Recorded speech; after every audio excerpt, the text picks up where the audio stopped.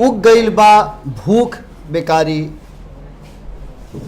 गली और चौराहा पर, सियासत हलकान बड़ुए मंदिर मस्जिद गुरुद्वारा पर।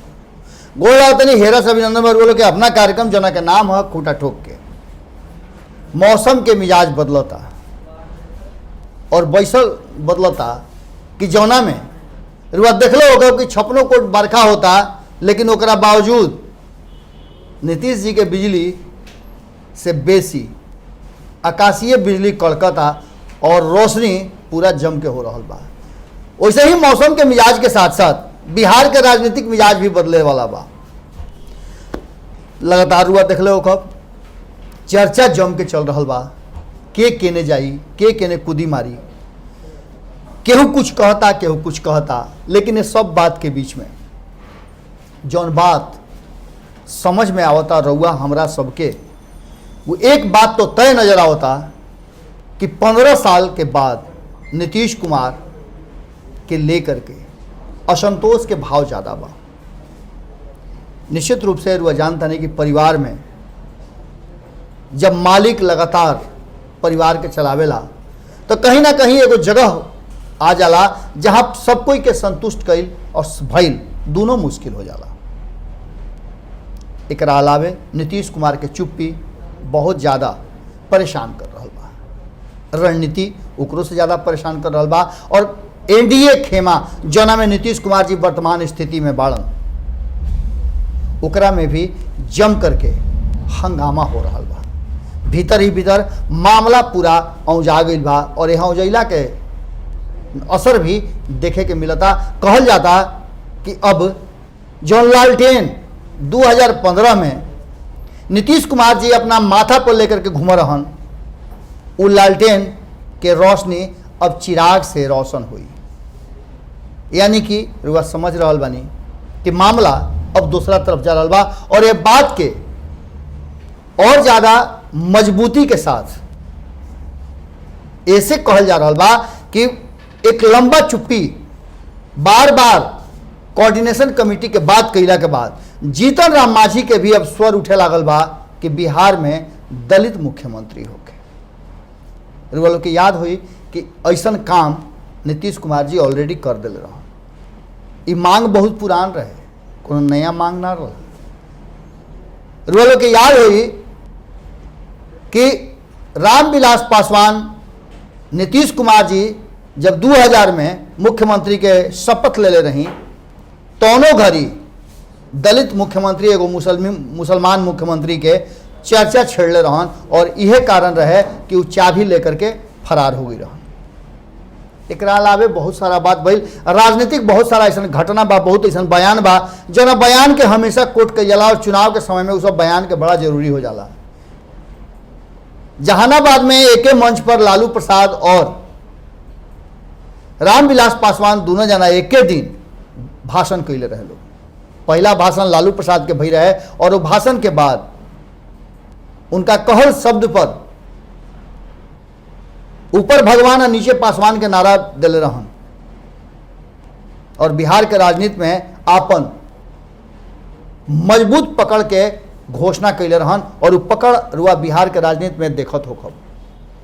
रामविलास पासवान हमेशा केंद्र में सत्ता में रहे वाली जौन भी गठबंधन होके वो गठबंधन के हिस्सा रहल बड़े, अपना शर्त पर राजनीति करे के भी जानल जाले और वह देख लो कब कि मौका मिलला पर वो इस्तीफा देवे वाला काम भी कैले बड़े। हालांकि इस्तीफा तो कई हाली नीतीश कुमार जी भी दिले बड़े। रेल मंत्री रहन तोना घड़ी भी इस्तीफा दिले रहन, रेल डिरेल भैला के चलते। बिहार के मुख्यमंत्री रहते हुए बिहार में जब 2014 में करारा हार मिलल तो वह घड़ी अपना के इस्तीफा दे करके और दलित मुख्यमंत्री के जौन मांग उठत रहे बहुत लंबा समय से ओकरा के पूरा कैलन। हालांकि ओकरा पहले कांग्रेस ही काम कर चुकल रहे, रामसुंदर दास के दलित मुख्यमंत्री बना चुका रहे। अब इस सब के बाद बिहार में जौना तरीका से एकदम सुनियोजित ढंग से पूरा प्लानिंग वे में, जहां एक तरफ बीच बीच में चिराग पासवान छोटा छोटा गोटी फेंक करके और पानी में हलचल पैदा कर देता है, वो ये कहीं ना कहीं तेजस्वी सरकार पर हमला करे में पीछे नहीं खन हटत। हालांकि हमला में उनका साथ सबके मिला था। लाख कहल जाता कि महागठबंधन में दुराव बा। महागठबंधन के नेता लोग एक बार फिर से दिल्ली में जुटान कैले बा। वो जुटान के बाद जब बयान आई तो निश्चित रूप से वो बयान के असर और मतलब निकले के चाहिए। हिंदुस्तानी आवाम पार्टी के मुखिया जीतन राम मांझी एक बार फिर से भले अब कोऑर्डिनेशन कमेटी के बात वो किनारे कर दिले होकस, लेकिन दलित मुख्यमंत्री के आवाज़ उठा के वो कहीं ना कहीं एगो बड़ा बात कह दिले बाड़े। और ये बात बड़ा प्रासंगिक नजर आवता ऐसे कि दूसरा तरफ यह बात कुछ दिन पहले चिराग पासवान के लेकर के पप्पू यादव कहले रहन। और पप्पू यादव वो सब शख्स बाड़े जौन की कभी जीतन राम मांझी के तीसरा मोर्चा के मुखिया के रूप में स्थापित करे खातिर उनका दरवाजा पर कई हाली सीकरी खटखटौले। बिहार के राजनीति में दू धारा बहुत मजबूती से चल रहा बा, जो में एगो नीतीश कुमार और दूसरा लालू प्रसाद यादव। ये महाभारत के जो रचना हो रहा बा एकरा में हर कोई आपन आपन शक्ति संचय करे में और आपन आपन हिम्मत दिखावे खातिर अपना के संयमित कर रहा बा, अपना के संगठित कर रहा बा। इस संगठन में अभी तकले ना रुआ एनडीए के मजबूती से कह सकीले कि के रही और ना महागठबंधन में कह सकीले कि के रही। एक बात तो तय मानल जाता कि चिराग पासवान के जो भीतर के भावना रहे वो जाग गई बा और जगावे वाला में सब लोग बा। दूसरा तरफ Bharatiya Janata party wait and watch की स्थिति में बा। बिल्कुल यही स्थिति में कांग्रेस भी बा। अब के कांग्रेस के प्रवेश बिहार चुनाव में बड़ा जल्दीबाजी में हो गई बा। राहुल गांधी के बात कर ली या फिर सोनिया गांधी के, उनका प्रवेश बिहार के राजनीति में जरूर हो गया। लालू प्रसाद के अनुपस्थिति में सोनिया गांधी एक बड़ा प्रयास के ले रही है विपक्ष के एकजुट करे के, और यह प्रयास के ही कारण बा कि चुनाव आयोग से गुहार लगावे खातिर 9 दल एक साथ बैठे में सफलता प्राप्त की गई। ये सब बात जौन बा नीतीश कुमार के कहीं ना कहीं भीतर ही भीतर चिंता बढ़ा रहा बा। हालांकि चिंता तो कहीं ना कहीं भारतीय जनता पार्टी के भी बढ़ रहा बा। सबसे ज़्यादा चिंता के कारण सुशील मोदी खातिर बा कि अगर नीतीश कुमार के बिहार के जनता अब कहली उनका मन मिजाज के अनुसार और उतना वोट नहीं दे पाओ जना से कि उस सत्ता में कायम हो सकस, तो सुशील मोदी के कुर्सी तो जाना तय बा। और अब के लिए सुशील मोदी के कुर्सी जाए के मतलब होता कि सुशील मोदी के राजनीतिक रूप से समाप्त हो जाना। ऐसा कभी ना चाहिए सुशील मोदी। और सुशील मोदी के राजनीति समाप्त हुई तो निश्चित रूप से नीतीश कुमार के भी राजनीति समाप्ति की ओर चल जाएगी। जदयू में बहुत सारा ऐसा नेता बाड़े जौन वेट एंड वॉच के स्थिति में बाड़े। बहुत लोग कुर्ता पैजामा सिया के बैठल बा कि उनका केंद्रीय मंत्रिमंडल में जगह मिली। इस समझौता पर भी चर्चा जम के चल रहा बा। रोलो तो बहुत पहले कहले रही, बहुत सारा मीडिया चैनल से लेकर के राजनीतिक घराना में चर्चा भई रहे कि नीतीश कुमार और भूपेंद्र यादव के साथ साथ संजय जायसवाल, सुशील मोदी सबके बीच में बातचीत हो गई बा और 12 गो जौन एमएलसी के सीट बा ओकरा पर सब कुछ फाइनल हो गई बा। लेकिन वो घड़ी भी भारत लाइव रुआ के बतौले रहे, हम खुद बतौले रहे, संपादक नमन मिश्रा जी एकरा पर पूरा विस्तृत ब्यौरा दिले रहन कि नीतीश कुमार जी इतना कच्चा खिलाड़ी ना हवे कि वो अपन हर पत्ता विरोधी के सामने रख देस या फिर उनकर का योजना बा वो अपना टीम के सदस्य के भी बता देस। कारण कि वो जानते बानी कि मैच फिक्सिंग बड़ा जबरदस्त होला। अगर कहीं मैच फिक्सिंग हो गई तो नीतीश कुमार के कप्तानी में बड़ा हार मिल सकेला और यह कारण बा कि नीतीश कुमार आपन पत्ता ना खोले ले। ये बात अब तय मानल जा रहा बा कि कहीं ना कहीं नीतीश कुमार वो 12 गो सीट के ट्रम्प कार्ड के रूप में प्रयोग करता रहे। रुआ सोच सकिले कि विधायक खरीदे से ज्यादा, विधायक के अपना दल में मिलावे से ज्यादा वो एमएलसी के मिला रहा बड़ा। एक से रुआ अंदाजा लगा सकता नहीं कि वो अपन तैयारी दोनों तरफ कर रहा बड़ा। एमएलसी के ले आवे के मतलब बा कि बिहार विधान परिषद में नीतीश कुमार सबसे बड़ा दल के रूप में सामने रही है। आवे वाला समय में नीतीश कुमार अगर सत्ता में नहीं कर तो विपक्ष में उनका मजबूत कुर्सी मिले, यह बात के तैयारी कर चुकल बाड़े। रुआ समझ सकता नहीं कि तैयारी जबरदस्त ढंग से हो रहा बा और जौना तरीका से चिराग पासवान लालटेन के रोशनी बढ़ावे खातिर आगे बढ़ रहा बाड़े, यह बात से निश्चित रूप से कहीं ना कहीं मामला कुछ नजर आवता है।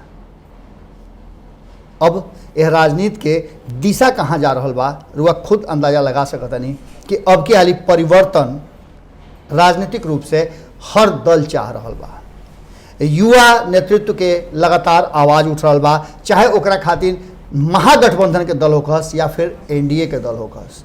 भारतीय जनता पार्टी में भी लगातार ये बात उठ रहा बा कि नेतृत्व परिवर्तन होके चाहिए। संजय पासवान के बात समझ ली, सचिदानंद राय के बात सुन ली, रुआ टूना पांडे के बात कहीं, गोपाल नारायण सिंह के बात कर ली, अश्विनी चौबे के बात करी, या चुप्पी सरले रुआ गिरिराज सिंह के बात कर ली।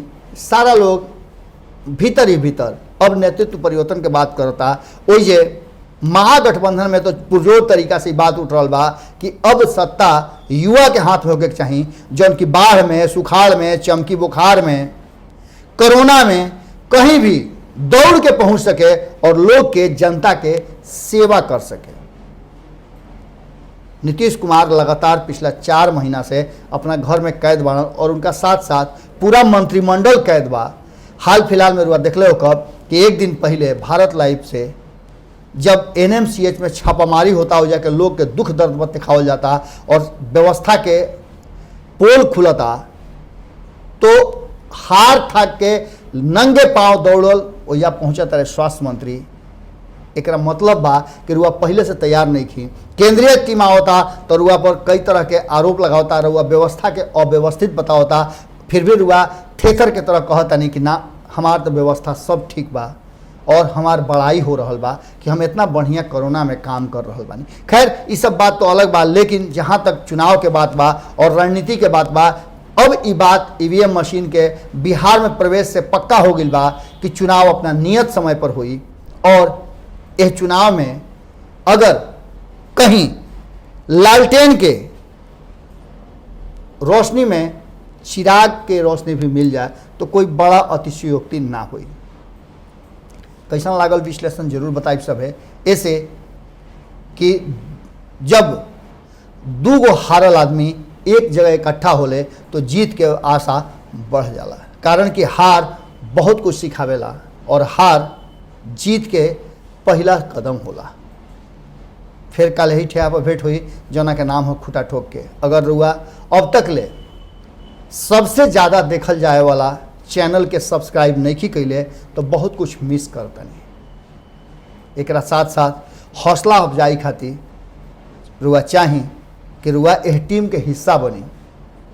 भारत लाइव रुए लोग कह सब्सक्राइब करके घंटी दबाई, मुफ्त में फ्री में रुआ सारा खबर भेटाई और संगे संगे नया टीम के नया जोश और नया नया खुलासा रुआ देखे के मिली। फिर कल भेंट हुई, गोड़ लागत नहीं। बढ़ाएं अपना कदम सक्सेस की ओर शिखर करियर इंस्टीट्यूट के साथ। शिखर करियर इंस्टीट्यूट पूर्वी भारत में एकमात्र कोचिंग संस्थान जो एक्सक्लूसिवली है मेडिकल एंट्रेंस एग्जाम के लिए।